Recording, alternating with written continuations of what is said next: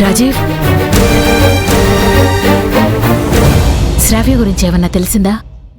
నేను ఫ్రెండ్స్ అందరినీ ఎంక్వైరీ చేస్తూనే ఉన్నానమ్మా. వాళ్ళెవ్వరి దగ్గరికి వెళ్ళలేదు. ఫోనేమో కంటిన్యూగా స్విచ్ ఆఫ్ వస్తుంది.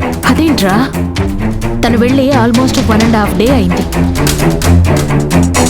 సర్వేష్ గారు ఫోన్ చేస్తే నేనేమని సమాధానం చెప్పాలి? నిన్నంటే ఏదో సర్ది చెప్పాను. నా కొడుకు తిడితే కోపంతో ఇల్లు వదిలి వెళ్ళిపోయిందని ఎలా చెప్పగలనరా? నేను తను ఎక్కడుందో కనుక్కునే పనిలోనే ఉన్నానమ్మా. ఇంకొంచెం గట్టిగా ట్రై చేద్దాం.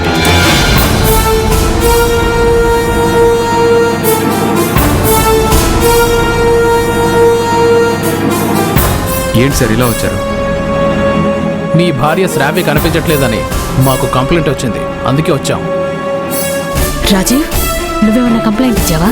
లేదమ్మా, నేను ఇవ్వలేదు. కంప్లైంట్ ఇచ్చిందే రాజీవ్ మీద.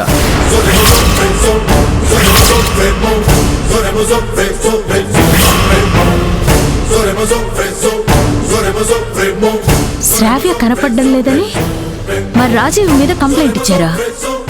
ఎవరిచ్చారు? శారద.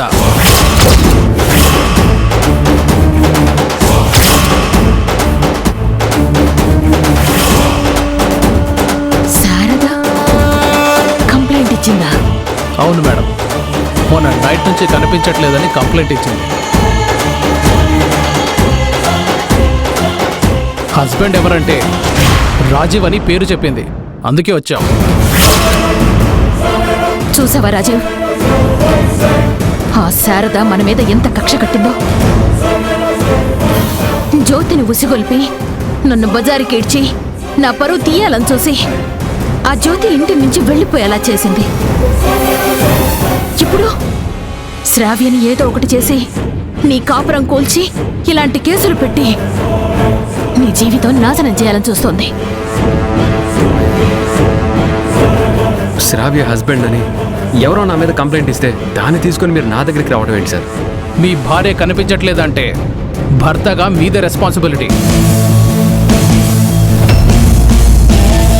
పైగా కంప్లైంట్ ఇచ్చింది మీ మీదే.